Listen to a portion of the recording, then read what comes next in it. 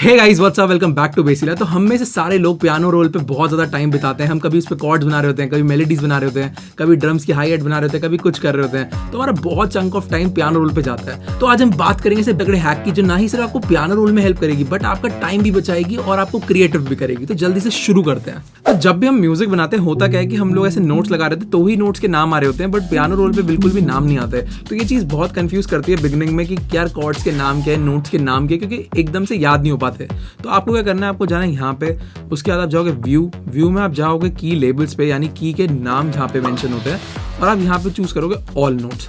तो जैसे ही आपने ऑल नोट चूज करा, देखो यहाँ पे सारे नाम आ गए और सी और फिर सी शार्प। तो बस शार्प्स के नाम नहीं है, बट ये बहुत हेल्प करेगा आपको। वाइट नोट्स अगर पता है तो शार्प तो वैसे ही बहुत इजी हो जाएगा। और ये हैक तो बहुत ही तगड़ा, आपको राइट क्लिक करना और स्क्रॉल करना। तो आप देख सकते हो मैं टूल्स के अंदर मूव कर पा रहा हूँ। तो अगर मुझे जैसे चाहिए पियानो के नोट्स, तो मैंने पियानो के नोट्स लगा लिए, मैंने राइट क्लिक करा, स्क्रॉल करा, मुझे चाहिए कट टूल, मैंने कट टूल लिया, काट दिया इस तरीके से। तो ये बहुत ही तगड़ा है और मैं बहुत ही मजे से मूव कर सकता हूँ हर एक टूल के अंदर। और इसका एक और शॉर्टकट है जो कि है F3। जैसे आप F3 दबाते हो आपको बहुत सारे टूल्स आ जाएंगे और आप इन टूल्स की हेल्प से भी आराम से सारे काम कर सकते हो। ये दिक्कत तो गाइस सबके साथ होती होगी, मेरे साथ तो बहुत होती है। गलती से कई बार ऐसे सैंपल ड्रैग हो जाता है और यहाँ पे वेव फॉर्म बन जाती है और ये बहुत अनॉय करती है। और इसको हटाने का शॉर्टकट है Alt-N दबा सकते हो और ये डिलीट हो जाएगी। और अगर आप मैक यूज करते हो तो Option-N। तो अब बात करते हैं घोस्ट नोट की। तो जैसे मेरे यहाँ पे कॉर्ड बनी हुई है और मैं चाहता हूँ कि मैं दूसरे पियानो के अंदर इस पे मेलोडी बनाऊं, और आप देख सकते हो पीछे नोट्स बने आ रहे हैं जो कि मुझे हेल्प कर रहे हैं कि मेरी कॉर्ड कौन सी है। बेसिकली घोस्ट नोट बहुत हेल्पफुल होते हैं, आपको हेल्प करते हैं। जैसे मेरे को कॉर्ड बनानी है और मुझे इसके ऊपर मेलोडी बनानी है, तो मुझे दिख रहा है कि मेरे सामने कॉर्ड बनी हुई है और अब मैं इस कॉर्ड को देख के इसके हिसाब से मेलोडी बना सकता हूँ। और इसको डिसेबल या इनेबल करने का बहुत ही ईजी ऑप्शन है। तो बेसिकली आप मैक यूजर्स हो तो आप दबाओगे Option-V, अगर आप विंडोज चलाते हो तो Alt-V। तो गाइस मेरे कीबोर्ड पे मेरी फेवरेट की है शिफ्ट की। ये बहुत हेल्पफुल है अगर आपको कॉर्ड की रिदम्स चेंज करनी है या नोट्स की रिदम चेंज करनी है। तो जल्दी से देखते क्या करती है। तो देखो बेसिकली अगर मुझे कोई नोट लेना है और मुझे इसकी लेंथ बढ़ानी है, तो बस पीछे गया और इस तरीके से मूव करा, तो आप देख रहे हो कि ये साथ में और भी नोट मूव कर रहा है। तो बेसिकली क्या कर रहा हूँ मैं शिफ्ट दबा रहा हूँ और जो नोट साथ में उसके हैं तो वो मूव करते थे। जैसे अगर मुझे शिफ्ट दबा के मैं इसको मूव करूंगा तो आप देख सकते हो मैंने पूरी कॉर्ड की लेंथ जो है थोड़ी छोटी कर दी। हाँ, बस एक चीज का ध्यान रखना, अगर आप ऊपर मेलोडीज बना दोगे इसके तो वो भी मूव कर जाएगी। तो एक कॉर्ड के लिए काफी अच्छा है। या फिर आपको कोई सिंगल नोट है, अगर जैसे ये नोट है इसको मूव करना है तो मैं इसको हल्का सा आगे करूंगा, इसको ऐसे मूव कर सकता हूँ, तो ये बिल्कुल लाइन में मूव होगा। तो ये काफी अच्छी चीज है। इसी के साथ आप देख सकते हो हल्का सा बाहर आ गया, तो इस तरीके से शिफ्ट दबाया और ये ज्वाइन हो गया। तो ये बहुत ही तगड़ी चीज है और इसको आप यूज करके मैं कोई भी कॉर्ड की, जैसे मैं इसको सिलेक्ट करूंगा और फिर मेरा मन कर रहा है कि ये मैं मूव करूं यहाँ से, तो मैं शिफ्ट बटन दबा रहा हूँ और शिफ्ट बटन से मैं चाहता हूँ कि ये कॉर्ड की लेंथ लंबी हो जाए और इस कॉर्ड की लेंथ छोटी हो जाए। तो ये बहुत ही इजीली मैंने रिदम चेंज कर दी पूरी कॉर्ड की।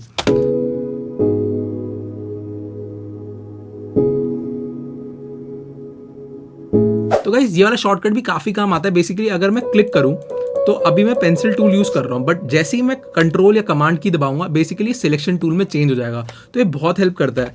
और अगर मान लो आपको सिर्फ और सिर्फ जी नोट को सिलेक्ट करना है तो आप एक तरीका तो आप ऐसे करके पूरा सिलेक्ट कर सकते हो, या फिर आप क्या कर सकते हो, बस कंट्रोल दबाओ और G5 के बेसिकली पियानो वाले नोट पे क्लिक कर दो, तो देखो ये पूरी सिलेक्शन हो गई। या फिर जैसे मुझे B करना है, मैं कंट्रोल दबाऊंगा, ये सिलेक्ट कर दिया। तो ये काफी अच्छा तरीका है। ऑलराइट गाइस, तो कॉम्प्लीमेंट्री में अगर आप शिफ्ट यूज करते हो तो देखो क्या होगा। अब बेसिकली मैं सबसे पहले सिलेक्ट कर रहा हूँ तो कंट्रोल मुझे हेल्प कर रहा है सिलेक्ट करने में पेंसिल टूल से, बट अगर मैं कंट्रोल और शिफ्ट एक साथ दबा दूं तो मैं सिलेक्शन भी कर पा रहा हूँ और एक एक इंडिविजुअल नोट्स को भी सिलेक्ट कर पा रहा हूँ। ये आप बिना इसके भी कर सकते हो शिफ्ट के, बट अगर शिफ्ट की दबाओगे तो आप देखो डायरेक्ट सिलेक्ट नहीं कर पाओगे, इसलिए मैं कंट्रोल और शिफ्ट को यूज कर रहा हूँ। या फिर इसको आप कैसे कर सकते हो, पहले आपको चेंज करना पड़ेगा सिलेक्शन टूल पे और फिर आप शिफ्ट बटन के साथ ही सिर्फ इंडिविजुअली शिफ्ट को दबा के भी सिलेक्ट कर सकते हो। वरना कंट्रोल और शिफ्ट एक साथ दबाओ, अगर आप पेंसिल टूल में हो, इस तरीके से आप नोट्स बना रहे हो और एकदम से आपका मन कर रहा है कुछ अपने रूट नोट सिलेक्ट करने का, तो आप यहाँ मत जाओ, डायरेक्ट पेंसिल टूल में ही रहो, शिफ्ट और कंट्रोल एक साथ दबाओ और देखो आप ऐसे सिलेक्शन कर सकते हो। और अगर आपको मान लो अनसिलेक्ट करना है कोई चीज़ को तो वापस से बस उस पर क्लिक कर दो, सिंगल क्लिक में वो हट जाएगा। जैसे मुझे ये दो सिलेक्ट करने हैं, ये दो सिलेक्ट करने, तो आप इंडिविजुअल नोट सिलेक्ट कर सकते हो। तो कमांड प्लस शिफ्ट या कंट्रोल प्लस शिफ्ट दबा के आप इंडिविजुअली नोट को सिलेक्ट कर सकते हो और जैसे ही मैं इन बटन को छोड़ूंगा मैं वापस से पेंसिल टूल में आ जाऊंगा। तो आपको बार बार सिलेक्शन टूल पे जाके और फिर शिफ्ट बटन दबाने की जरूरत ही नहीं है। तो ये गाइस ये ट्रिक भी काफी अच्छी है। जैसे मुझे कई बार क्या होता है नोट की लेंथ छोटी करनी होती है, बेस लाइंस बनानी होती है, तो ये काफी ज्यादा मैं यूज करता हूँ। तो बेसिकली अगर मान लो मैंने ये सिलेक्ट करा और मुझे इसको छोटा करना है तो मैं क्या करूंगा, सिर्फ और सिर्फ शिफ्ट और डी दबाऊंगा और आप देखो नोट छोटे हो गए। अभी इतने ज्यादा छोटे क्यों हो गए, क्योंकि मेरी ग्रिड भी बहुत छोटी है। तो मैं पहले करूंगा कंट्रोल Z, उसके बाद मैं ग्रिड साइज चेंज करके लेट्स से करता हूँ 1/2 और अब मैं इसको करता हूँ शिफ्ट एंड डी। तो आप देखोगे नोट छोटे छोटे हो गए, बट आप इस टाइम देख सकते हो थोड़े नोट जो है बड़े लगे, बिकॉज मेरी ग्रिड भी वैसी है। अब मैं क्या कर सकता हूँ, मैं इंडिविजुअली नोट्स को Ctrl+B यानी डुप्लीकेट कर सकता हूँ और आराम से अपनी बेस लाइन क्रिएट कर सकता हूँ इस तरीके से। और व्हाट इफ मुझे उल्टा करना है, मुझे अपने नोट्स को लंबा करना है, तो मैं क्या करूँगा, सिलेक्ट करूँगा और अब की बारी Shift D नहीं, अब की बारी Ctrl+L। तो ये क्या है, लेगाटो, यानी आपके नोट्स लंबे हो जाएंगे। तो आप देखो सारे नोट्स खुद ही लंबे हो गए और अपनी जगह पे आ गए। तो ये भी बहुत सही चीज़ है कि आपको नोट छोटे करने हैं, Shift D, आपको नोट वापस से लंबे करने हैं, Ctrl+L, और आपके नोट लंबे हो गए। और गाइस तो ये भी बहुत ही सही चीज़ है और ये बहुत हेल्पफुल है, बिकॉज सबसे पहली चीज़ इसमें आता है शिफ्ट बटन, और दूसरी चीज़ इसमें आप माउस यूज़ करो तो काफ़ी हैंडी हो गया। तो बेसिकली आपको क्या करना है, अगर मान लो मुझे कुछ नोट मूव करने हैं, तो मैंने क्या करा, पेंसिल टूल में रहा, कंट्रोल बटन दबाया, इसको सिलेक्ट करा। अब मुझे इसको हल्का सा मूव करना है, जैसे हम बात कर रहे थे गिटार की वीडियो में, जब आप देख सकते हैं यहाँ पे रियलिस्टिक बनाने के लिए, तो क्या होगा, मैं इसको हल्का सा शिफ्ट बटन दबा के मूव कर सकता हूँ with the help of scroll.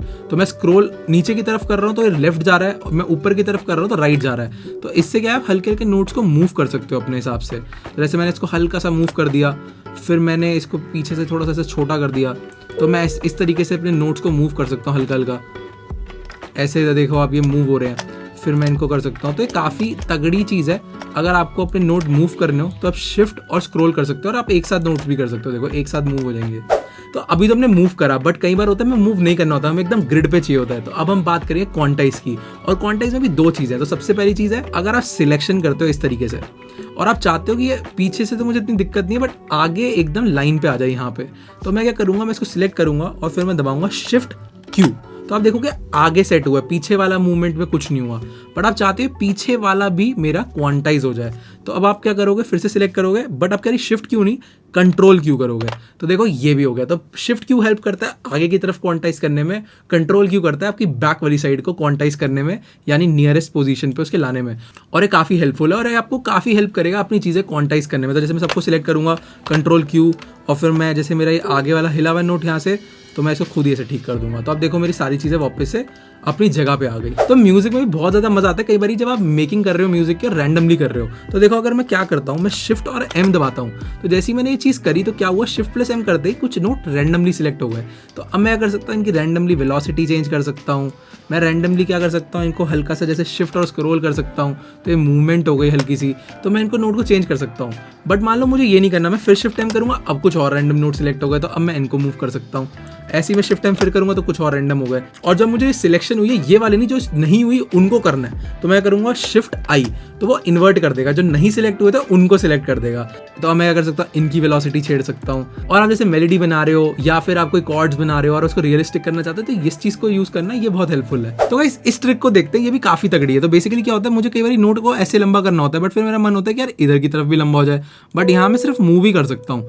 तो मेरा बहुत बार मन होता है कि इधर से मैं लेंथ बढ़ा सकूँ, यानी लेफ्ट साइड से मैं लेंथ बढ़ा सकूँ। तो राइट साइड से तो मतलब बैक साइड से तो हमेशा नोट की लेंथ बढ़ जाती है, बट फ्रंट से नहीं बढ़ पाती। तो आप वो भी कर सकते हो। आप तो आपको क्या करना है, राइट यहाँ पे जाना है एरो पे, फिर आपको जाना है एडिट में, और एडिट में आप जाके करोगे अलाउ रीसाइजिंग फ्रॉम लेफ्ट। तो अब आप लेफ्ट साइड से भी नोट को लंबा या छोटा कर सकते हो। तो ये बहुत ही सही चीज़ है और एक काफ़ी हैंडी आती है कई बार जब आप कॉर्ड की लेंथ ऐसे बना रहे हो, फिर आपने कोई और नोट लगाया, चाहते हो इधर को आगे को आ जाए, तो आपको ऐसे मूव नहीं करना पड़ेगा। तो ये बहुत हेल्पफुल है। और गाइस तो आई होप आप लोगों को वीडियो बढ़िया लगेगी और समझ आएगा कैसे आप इन सारे ट्रिक्स की हेल्प से अपनी प्रोडक्शन को क्विक और बहुत ही बढ़िया कर सकते हो। बट एक और चीज़ करनी पड़ती है, सब्सक्राइब बटन को ठोक दो, लाइक कर दो, कमेंट कर दो और बताओ वीडियो कैसी लगी। इसी के साथ अगर आप हमसे पढ़ना चाहते हो या मिक्सिंग मास्टरिंग कराना चाहते हो तो हमारी वेबसाइट आएगी bassleela.in, जाके चेक करो। मिलते हैं नेक्स्ट वीडियो में, बाय बाय।